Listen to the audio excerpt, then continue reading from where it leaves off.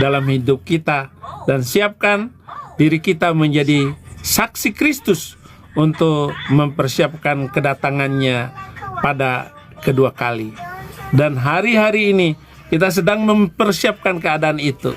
Mari kita jalan, mari kita lewati pematang-pematang sawah, mari kita masuki lobang-lobang gunung untuk memperdengarkan nama Yesus kepada semua orang yang ada di sekitar Anda. Seperti yang tertulis dalam 1 Timotius 1 ayat 15. Kristus Yesus datang ke dunia untuk menyelamatkan orang berdosa. Ini adalah kasih karunia dari Allah kepada kita manusia. Sudahkah kita menyiapkan dan menyikapinya dengan benar? Sungguhnya karya keselamatan yang telah Yesus lakukan merupakan awal dari karya keselamatan bagi kita, dan selanjutnya bagaimana kita merespon dan menjalani kehidupan yang merupakan berkenan kepada Allah. Seperti tema kita, orang-orang yang telah menulisnya, bahwa tahun ini adalah tahun sesungguhnya menciptakan kehidupan baru dalam memenangkan jiwa-jiwa baru dan membawa mereka, mengikat mereka dan menyeret mereka, dan leher mereka kita bawa kepada Kristus, sehingga mereka akan mempersembahkan diri mereka juga. Kristus tinggal dalam hidup kita. Galatia 2 ayat 20. Namun aku hidup, tetapi bukan lagi aku sendiri yang hidup, melainkan Kristus yang hidup di dalam aku, dan hidupku yang kuhidupi sekarang di dalam daging adalah hidup oleh iman dalam Anak Allah yang telah mengasihi aku dan menyerahkan dirinya untuk aku. Saudara-saudara, mari kita terus membawa jiwa-jiwa kepada Kristus. Dan tahun 2006 ini adalah tahun penuaian jiwa besar-besaran. Mereka boleh saja mengatakan bahwa ini hari mu'alaf, hari mu'alaf di dunia. Terserah mereka mau ngomong mu'alaf ke, mau apa ke. Mulut-mulut mereka terlalu kotor. Cara-cara mereka kelihatan licik dan lucu. Oleh karena itu, bagi Yesus tidak ada perubahan. Amanat agung tetap berjalan. Kafilah tetap berlalu, walaupun mereka menggonggong sepanjang perjalanan kita. Acuhkan mereka.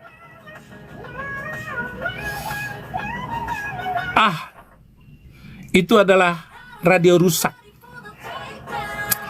Semua ini memungkinkan terjadi, bahwa perubahan hidup memang akan terjadi. Tetapi hidup kita sesuai dengan yang dikehendaki Allah. Jangan mencari perkara yang di bawah, mencari perkara yang di atas. Karena itu, kalau kamu dibangkitkan bersama dengan Kristus, carilah perkara yang di atas, di mana Kristus ada, duduk di sebelah kanan Allah.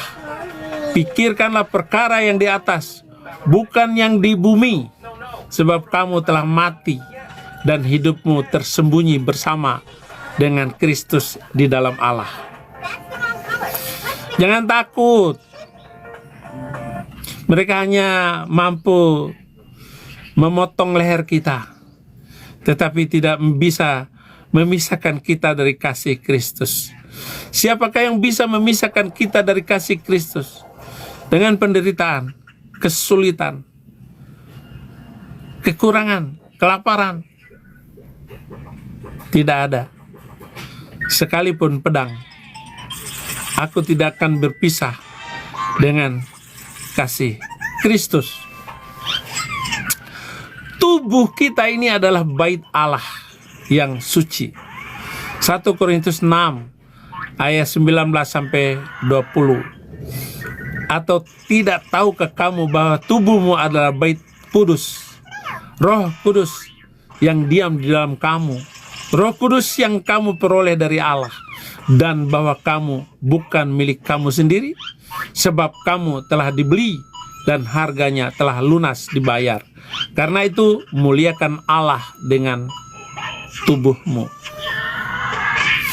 Mari bersama-sama seluruh bangsa Indonesia, seluruh orang Kristen, jangan lagi terlalu memusingkan hidupmu, jangan terlalu memusingkan perkara urusan hidupmu, makan minummu, ataupun hanya sekedar mengejar kekayaanmu tanpa menggunakan kekayaanmu itu untuk memberitakan Injil. Maka tahun ini adalah tahun kita bekerja bersama-sama sehingga 2026 akan lebih banyak lagi jiwa yang kita peroleh dari tugas untuk menjaga tetap bersih, kudus, dan berkenan kepada Allah. Selanjutnya kita harus hidup sebagai anak terang. Efesus 5 ayat 8. Memang dahulu kamu adalah kegelapan, tetapi sekarang kamu adalah terang di dalam Tuhan Yesus Kristus. Sebab itu hiduplah sebagai anak-anak terang. Demikian saudara-saudaraku, agar masing-masing memberitakan Injil kepada keluargamu. Kalau suamimu belum menerima Yesus Kristus, katakan, ucapkan, suamiku bertobatlah. Kalau istrimu masih di seberang, ucapkan dan katakan, mari istriku, hanya dengan mengikuti Yesus kita sama-sama masuk surga. Menjadi berkat, kuat, beritakan terus Injil. Terima kasih untuk saudara-saudara di YouTube. Demikian seruan Imam Besar Murtadin Internasional dari tempat persembunyian saya ini, dan Tuhan Yesus memberkati.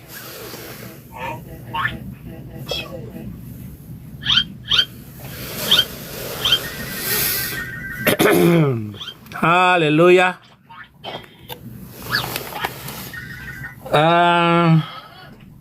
Ada yang masuk.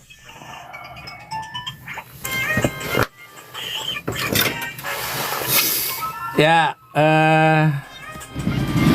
agak tegang kalau di YouTube, santai di TikTok ya. Terima kasih. Saya mau menaikkan, ada tamu yang berkunjung, bahwa tahun 2026 adalah tahun penuaian jiwa-jiwa. Seruan pertama dari Imam Besar JHA. Saya naikin satu tamu. Ja. Oh, hilang Ja. Oke, saudara-saudara. Mama. Santisian, Suwong. Wah, banyak sekali yang nonton. Terima kasih saudara-saudara.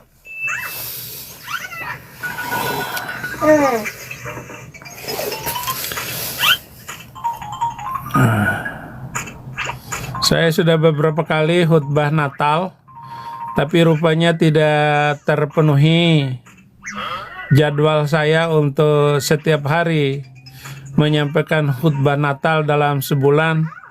Saya mengalami beberapa kali siaran tunda, hanya sampai 20 kali, berarti ada 10 kali saya tidak khutbah Natal di TikTok dan di YouTube waktu itu. Nah, berbicara Natal, apakah yang terjadi dengan Natal Natal adalah kelahiran Yesus Kristus. Saya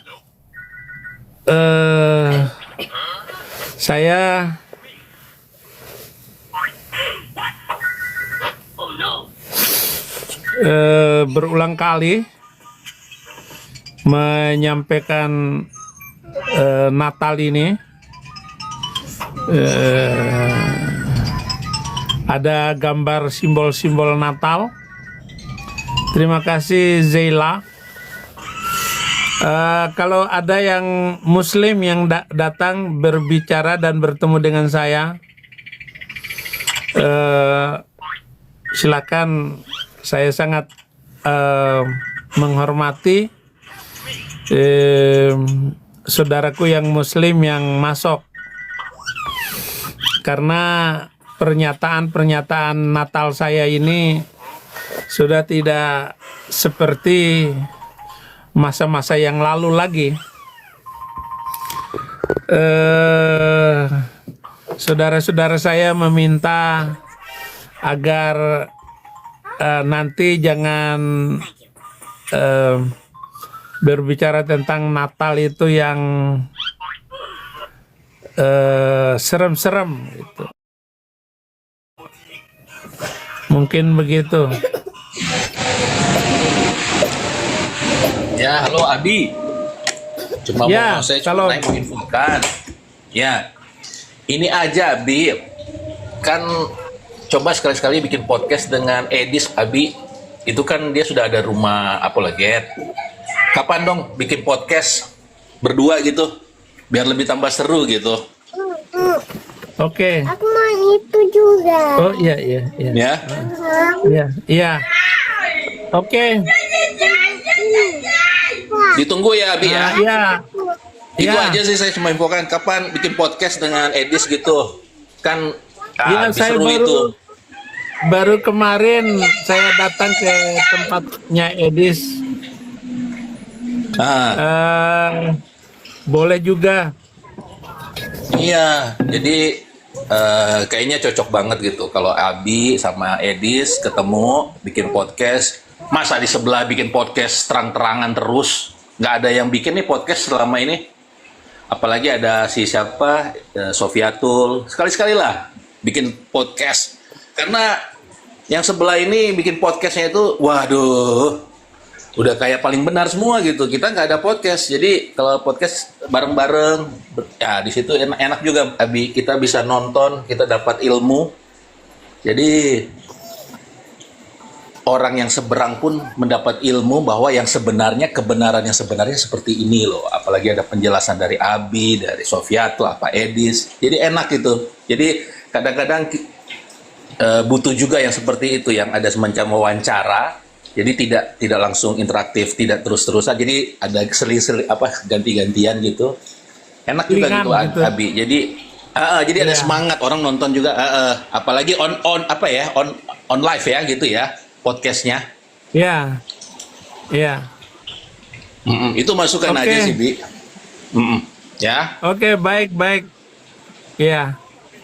Ini usulan yang bagus. Saya baru kemarin makan bersama dengan Edis, dengan sekeluarga Edis dan keluarga saya, anak-anak saya datang berkunjung ke rumah Edis dengan Oma. Boleh juga. Terima kasih Pak Kims. Oke. Nanti saya Ya, saya akan turun ya. Mungkin ada kaum gurun mau naik-naik ya, kasih wejangan lah. Oke. Ya. Saya turun ya. Oke, terima kasih banyak. Oke. Terima kasih Yuk. banyak. Ya. Diturunin aja, Bi. Ya, thank you. Oke, baik. Terima kasih Pak Kim.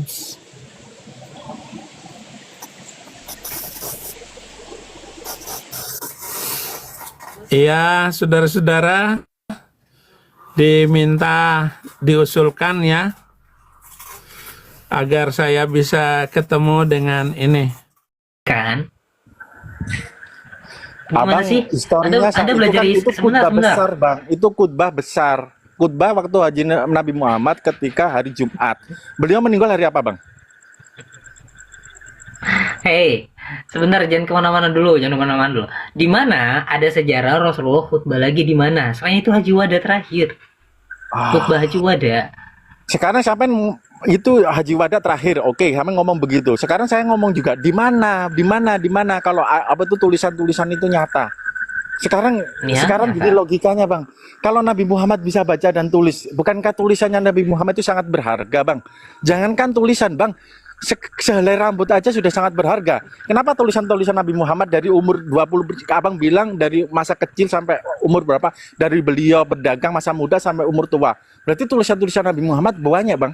Kenapa nggak didokumentasikan? Kenapa Nabi Muhammad harus bersusah-susah payah mengucapkan ayat Al-Quran daripada menulis dan membaca?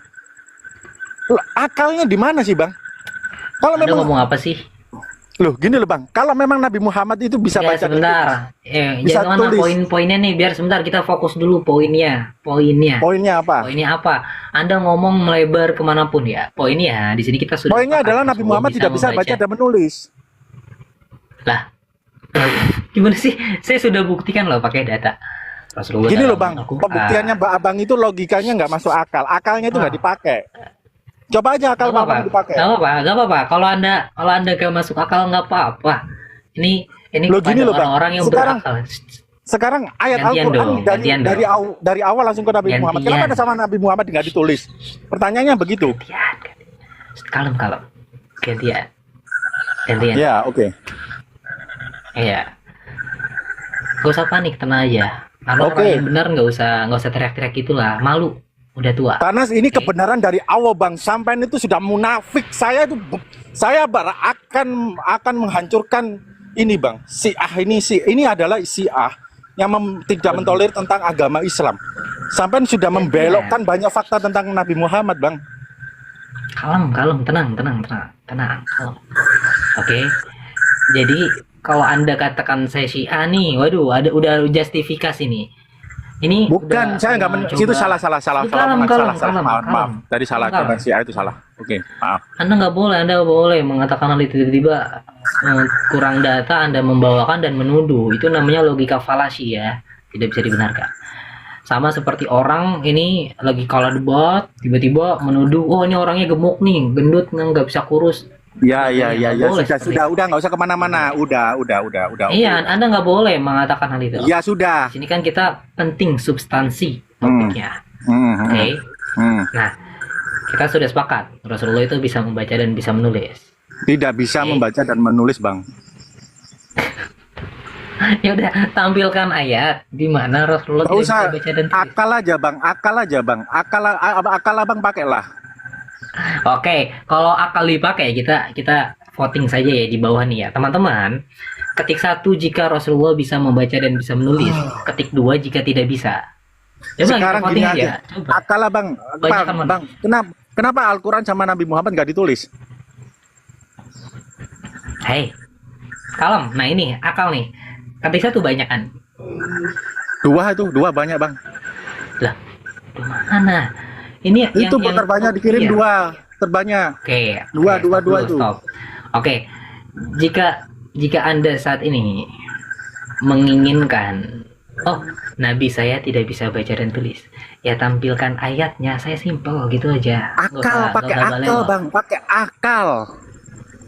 Sekarang kenapa Nabi Ya. Muhammad? Pertanyaan saya gini aja deh bang, kenapa Nabi Muhammad tidak menuliskan tentang ayat suci Al-Quran?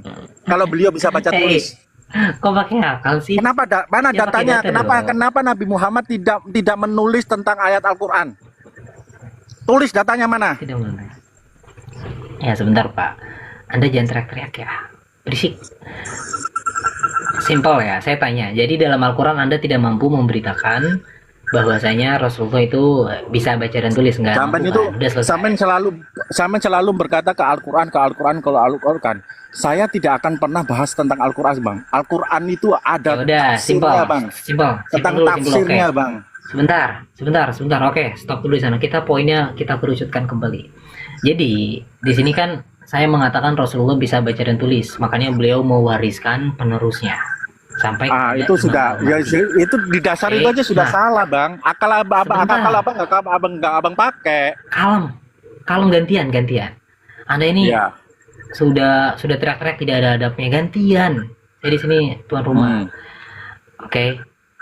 Nah, Rasulullah SAW adalah seorang yang saya katakan bisa membaca dan Anda mengatakan tidak bisa membaca. Nah, bedanya di sini, saya mengimani bahwasanya Rasulullah meneruskan pewarisnya sampai kepada Imam Al-Mahdi. Oke. Nah, Anda mengatakan Rasulullah tidak bisa baca dan tulis dan tidak mewariskan kepemimpinannya. Sepakat ya? Gitu ya. Jadi dua variabel nih. Nah, lantas ketika saya akan memberikan data-datanya, Anda sanggup nggak mendatakan bahwasanya Rasulullah itu mewariskan kepemimpinan dan ini terdapat di dalam Sahih Bukhari dan Sahih Muslim. Anda dapat gak memberikan wasiat apa yang Rasulullah beritakan? Nah, ini Rasulullah berkata, biar saya Ini nah ambilkan bang, ya datanya ya. wasiat dari Nabi Muhammad SAW. Sebentar. Banyak Sebentar, bang. tenang, Banyak bang, bukan itu Ini- aja. Itu kan tentang ya. tentang abang, tentang pengikut abang. Kok tentang abang sih? Ini bukan tentang saya, ini tentang Rasulullah. Saya bukan Rasulullah ya. Nah ini nih, Anda baca sendiri ya di tragedi hari Kamis, 4 hari sebelum wafatnya Rasulullah. Boleh di SS datanya, Sahih Bukhari dan Sahih Muslim. Di sini Rasulullah berkata, ketika Nabi SAW bertambah parah sakitnya, beliau bersabda, berikan aku pena dan kertas, biar aku tuliskan sesuatu untuk kalian, suatu dokumen, sehingga kalian tidak akan sesat setelahku. Ada jaminan. Ini bukan main-main loh. Di Sahih Bukhari dan Sahih Muslim. Boleh di SS teman-teman yang mencari kebenarannya. Datanya, nomor-nomornya. Jadi kalau Anda katakan Rasulullah tidak bisa baca dan tulis, ya di sana tertulis, berikan aku pena dan kertas. Jadi sangat annoying ya kalau Rasulullah tidak bisa baca dan tulis dan sangat menggerenjel di dalam hati. Ya. Begini dah bang. Enggak, saya tanya simpel, di mana wasiat yang Anda katakan Rasulullah tidak bisa baca dan tulis? Di mana wasiatnya? Gak ada wasiat bang. Ngapain dong Rasulullah ngasih wasiat? Saya itu orang yang tidak bisa baca tulis. Ini wasiat saya. Ya ngapain gitu loh? Gini aja lah, pakai akal abang lah. Bukan. Ngapain para sahabat-sahabat menulis hadis-hadis, ada omongan-omongan Nabi Muhammad kalau Nabi Muhammad sendiri bisa baca tulis. Ngapain juga Nabi Muhammad berucap, sebentar, kalem. berucap Tenang. kalau Nabi Muhammad bisa menulis tentang Al-Quran. Itu jangan kemana-mana, Anda itu kabur lagi ya.